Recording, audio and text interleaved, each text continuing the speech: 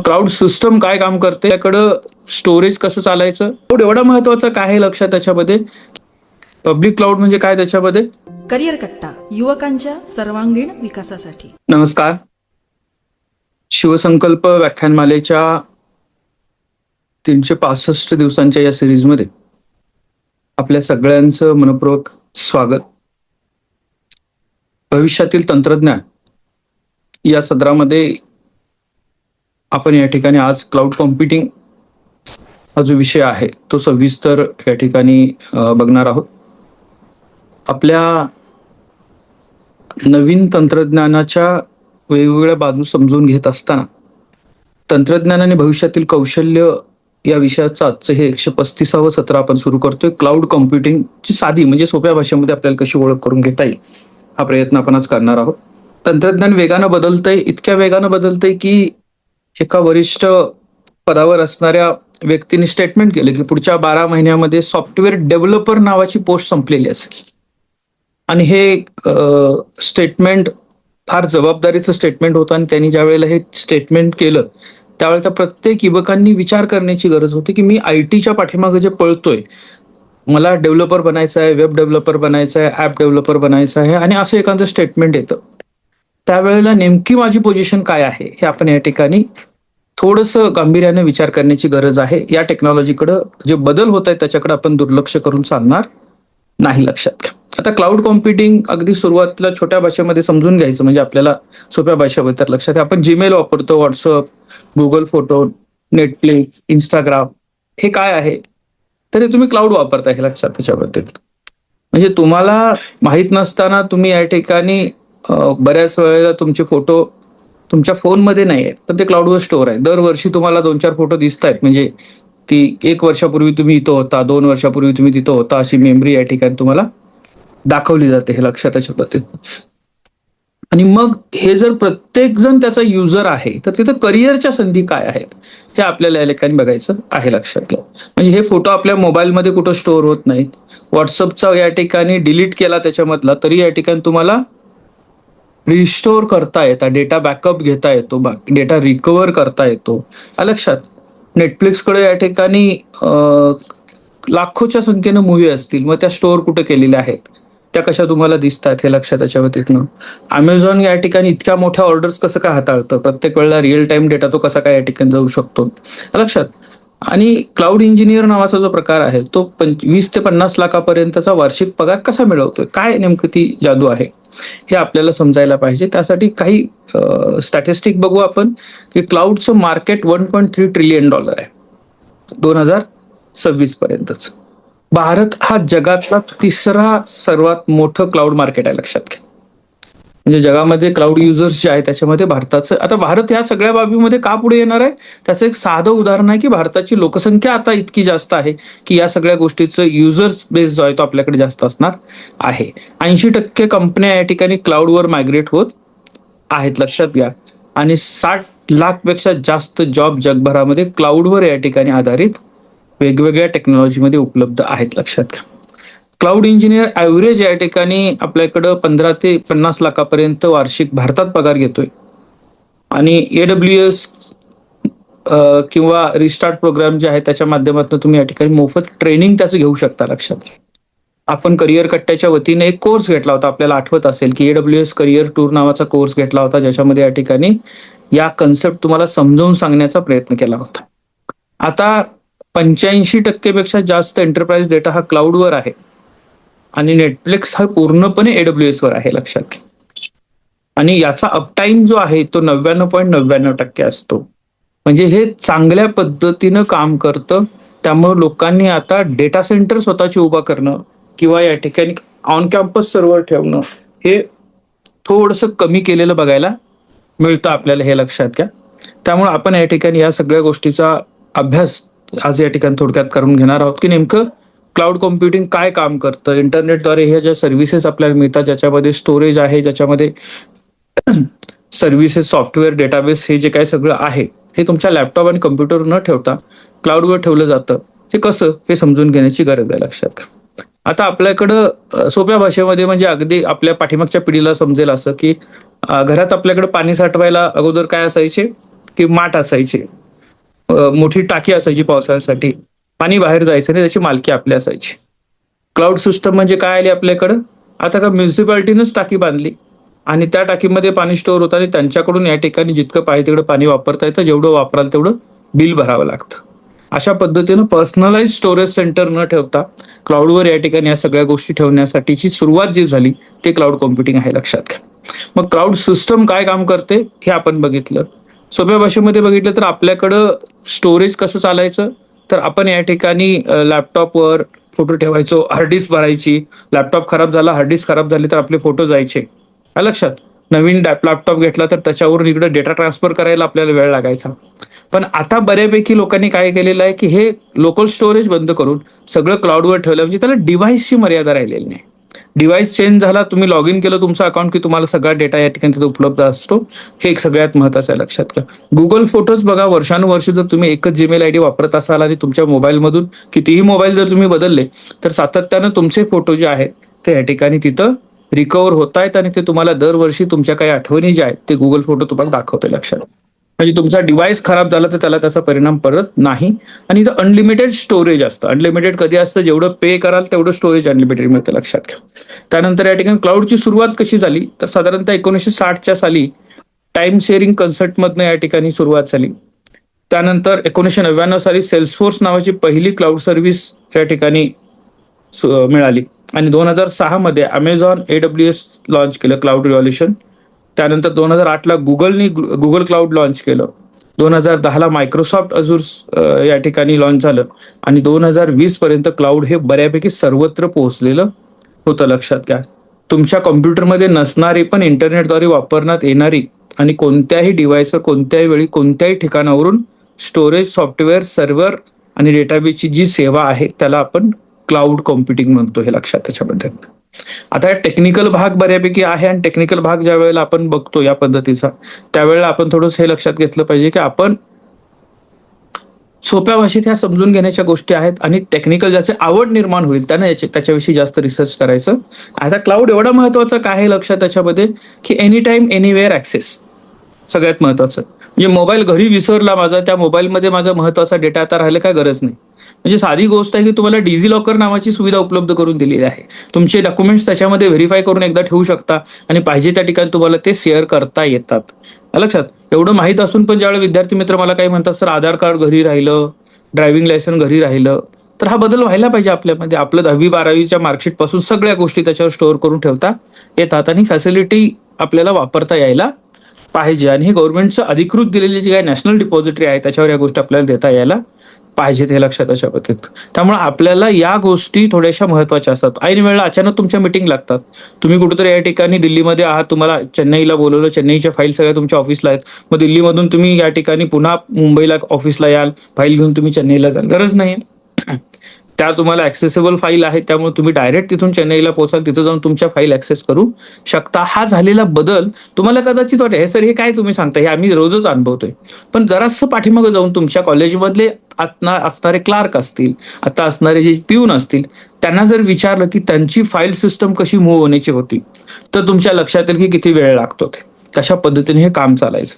म्हणजे आजही काही कॉलेजेसमध्ये आज तो क्लार्क आलेला नाही तर त्याच्या कपाटात फाईल आता ते काम होणार नाही, उद्या यायला पाहिजे, असं काही ठिकाणी बघायला मिळतं, लक्षात घ्या. पण त्याच्याऐवजी ज्यांनी ERP वापरायला सुरुवात केली ते म्हणतात तो आला नाही, तिथं दुसरा कोणतरी बसेल, युजर आयडी पासवर्ड टाकून पुढे काम तुमचं कंटिन्यू चालू राहील. ही सिस्टम लक्षात घ्या. बँकेमध्ये लेजर हाताने लिहिले जायचं तो काळ आठवा. ज्या वेळेला या ठिकाणी पासबुकला एंट्री पेनने केली जायची, पेननं लिहिलं जायचं, लेजरला एंट्री लिहिल्या जायच्या आणि त्यामध्ये जर करता एखादी व्यक्ती गैरहजर आहे, ती जागेवर नाही, लंच ब्रेकला गेलेली आहे, थांबायला लागायचं सगळं.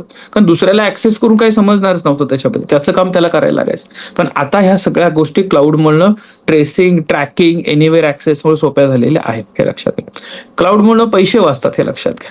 छोटा बिझनेस असेल तर 5-10 लाख रुपयाचं सर्व्हर विकत घ्या, ते मेंटेनन्ससाठी वर्षाला 1 लाख रुपये खर्च करा, IT टीमसाठी 5 ते 10 लाख रुपये खर्च करा, इलेक्ट्रिसिटीसाठी वर्षाला 50,000 खर्च करा. म्हणजे टोटल 15 ते 25 लाखापर्यंतचा खर्च छोट्या बिझनेसला परवडत नाही. हे सगळं जे काय आहे ते क्लाउडवर तुम्हाला या ठिकाणी पे ॲज यू यूज याप्रमाणे 5,000 पासून 50,000 महिन्यापर्यंत तुम्ही करू शकता, हे लक्षात घ्या.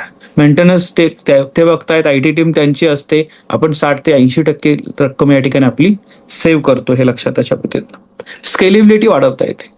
म्हणजे दिवाळी सेल जर द्यायचं असेल Amazonला, अचानकपणे या ठिकाणी 10 पटीने ट्रॅफिक वाढतं. त्याला काही फरक पडत नाही, लक्षात घ्या. ट्रॅडिशनल सर्व्हर क्रॅश होतात.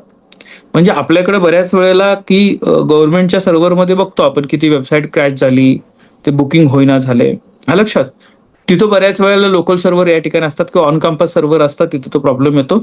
पण इथं प्रॉब्लेम येत नाही. ऑटो स्केल असल्यामुळं तुमच्या जेवढं या ठिकाणी तुम्ही वापराल तेवढं तुम्हाला या ठिकाणी त्याचं बेनिफिट भेटत जातात किंवा त्या वापराप्रमाणे पैसे द्यायचे असल्यामुळं एक्स्ट्रा खर्च तुमचा होत नाही, हे लक्षात त्याच्यामध्ये. त्यानंतर या ठिकाणी अपडेट जे आहे ते ऑटोमॅटिक होत राहतं. म्हणजे तुम्हाला तुमच्या ऑन कॅम्पस असेल तर तुम्हाला ते अपडेट करावी लागत बसणार आहे. टीम अपडेट करा, टेक्नॉलॉजी अपडेट करा. पण ही कुठेतरी सेंट्रलाइज सातत्यानं R&D करणारी यंत्रणा असल्यामुळं त्यांचे अपडेट ते ऑटोमॅटिकली करत राहतात. आपल्याला फक्त त्या सिस्टम सोबत पुढे जावं लागतं किंवा जायचं असतं, हे लक्षात. याच्यामध्ये टाइम वेस्ट होत नाही, हे लक्षात.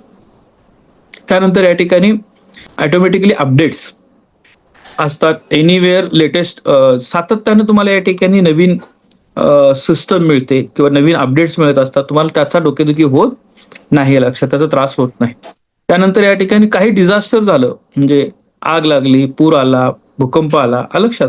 ऑफिस जळालं, म्हणजे आपल्याकडे मध्यंतरी बघितलं की काही उत्तरपत्रिका जळाल्या किंवा काही या ठिकाणी शिक्षण विभागाचं दप्तर जळालं, मंत्रालयामध्ये आग लागल्या, लक्षात. आता त्या फाईल मिळत नाही, असं होतं. पण क्लाउडच्या स्टोरेजला तो पार्ट नाही त्याच्यामध्ये. तुमचं ऑफिसला काही झालं केलं दुर्दैवान, तरी पण ते स्टोरेजवर सगळ्या बॅकअप या ठिकाणी तुमचा स्टोअर असतो, हे लक्षात त्याच्या बाबतीतनं.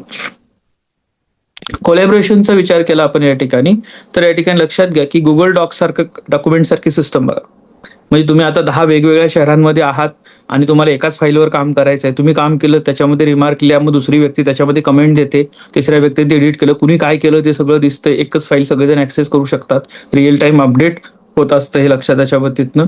मग त्याच्यामध्ये एक्सेलमध्ये याच पद्धतीने काम होतं, PPT मध्ये याच पद्धतीने काम. म्हणजे ह्या सगळ्या गोष्टी शेअर करणं, कुठूनही ऍक्सेस करणं हे सहज सोपं होतं, लक्षात त्याच्या पद्धतीनं.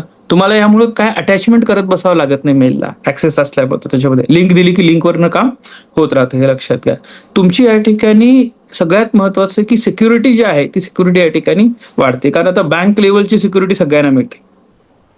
तुमच्या इंडिव्हिज्युअलला तुम्ही कदाचित नाही करू शकणार, पण ज्या वेळेला तुम्ही क्लाउडला वर जाता त्यावेळेला त्यांनी बँकाचं सर्व्हर पण तेच असतात.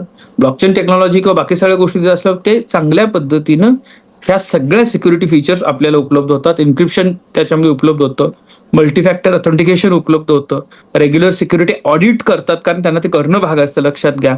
आणि तुमच्या घरच्या कम्प्युटरपेक्षा हे अत्यंत चांगल्या पद्धतीने काम करत असतं, लक्षात घ्या. एन्व्हायरमेंट फ्रेंडली, आता ग्रीन कम्प्युटिंगचा प्रकार आहे. म्हणजे या ठिकाणी शेअर्ड रिसोर्स असतात, लेस इलेक्ट्रिसिटी लागते as compare to local server. आपला त्याच्यामध्ये कमी हार्डवेअर लागतं आणि कार्बन फुटप्रिंट कमी होतात. हे एन्व्हायरमेंट च्या बाजूची काही मुद्दे आहेत जे आपण या ठिकाणी बघायला पाहिजे.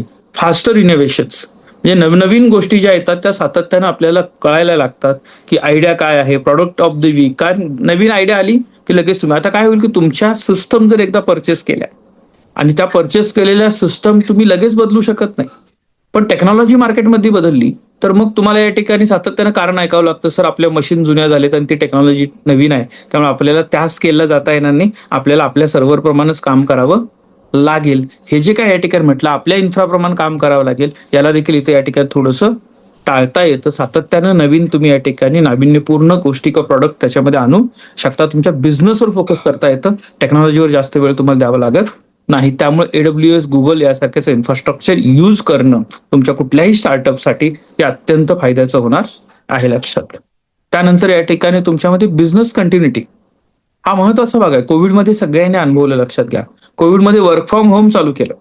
आता कॅम्पस सर्व्हर असणाऱ्यांसाठी प्रॉब्लेम होता, पण ज्यांना क्लाउडवर होते ते कुठूनही त्यांचा स्टाफ ऍक्सेस करू शकत होता. त्यामुळे त्यांचे बिझनेस कंटिन्यू या ठिकाणी सुरू राहिले. फिजिकल ऑफिसची गरज नाही, हे लक्षात घ्या. म्हणजे आता काही लोक या ठिकाणी ज्यावेळेला विचार तुमचं किती मोठं ऑफिस आहे, मोठ्या ऑफिसची गरजच नाहीये, हे लक्षात घ्या.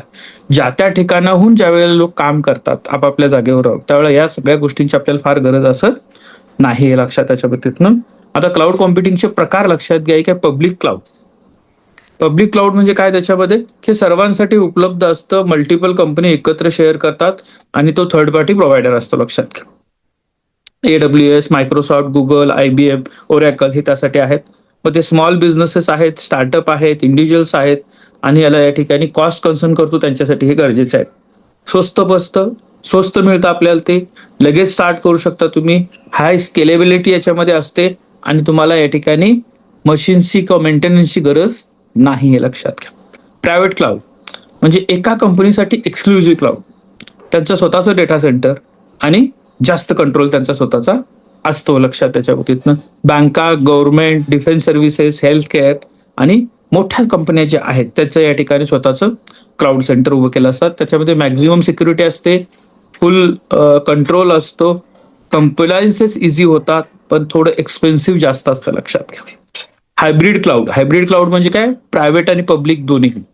म्हणजे कसं, तर ते या ठिकाणी दोघांसाठी फ्लेक्झिबल असणार असं मॉडेल आहे. म्हणजे बँक काय करते, सेन्सिटिव्ह डेटा प्रायव्हेट ठेवते आणि बाकीच्या गोष्टी या ठिकाणी पब्लिक वेबसाईटवर या ठिकाणी टाकला जातो. म्हणजे कॉस्ट आणि सिक्युरिटी याचं बॅलन्स करता येतं, लक्षात घ्या.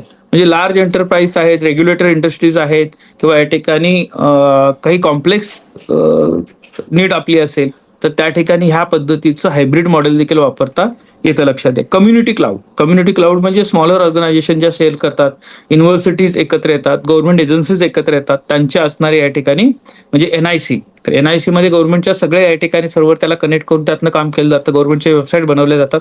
अशा पद्धतीचे एक्झाम्पल लक्षात. आता क्लाउड सर्व्हिसचे जे मॉडेल आहेत ते मॉडेल थोडं समजून घ्या आपण, लक्षात घ्या. म्हणजे या ठिकाणी एक पिझ्झाचं एक्झाम्पल जर घेतलं तर आपल्याला ते सर्व्हिसेस समजून घ्यायचं. घरी पिझ्झा बनवला तर सगळ्या गोष्टी तुम्हाला, इन्ग्रेडियंट तुम्हाला आणावे लागतील, तुमचा वेळ जाईल, ओव्हन तुमचा वेळ, तुमची मेहनत तुमची, लक्षात घ्या. लक्षात. आता या ठिकाणी टेक अँड बेक म्हणजे पिझ्झा डॉट विकत घ्यायचं त्याच्याबद्दतीनं आणि घरी येऊन त्याला तयार करायचं. त्याला फक्त या ठिकाणी तुमचा ओव्हन, तुमचे घरचे जे काही मटेरियल हे लागेल, साहित्य लागेल म्हणजे भांडी लागते थोडक्यात, लक्षात घ्या. तुम्ही तुमचं या ठिकाणी बनवू शकता. पिझ्झा डिलिव्हरी, तयार पिझ्झा या ठिकाणी आला, ऑर्डर करा आणि खा. अशा पद्धतीने या ठिकाणी हे मॉडेल आहेत, लक्षात घ्या. ते मॉडेल या ठिकाणी आपल्याला समजून घेता येतील. दुसरं असतं की सास म्हणजे काय, रेस्टॉरंटमध्ये जायचं, मेनू बघायचं आणि त्यातलं पाहिजे ते या ठिकाणी सर्व्हिस घ्यायची. त्यानंतर इन्फ्रास्ट्रक्चर ऍज अ सर्व्हिस म्हणजे virtual machine, storage, networking, basic infrastructure हे भाड्याने मिळतं. OS आणि ऍप्लिकेशन मॅनेज फक्त आपण करायचं असतं. ही पहिली सर्व्हिस.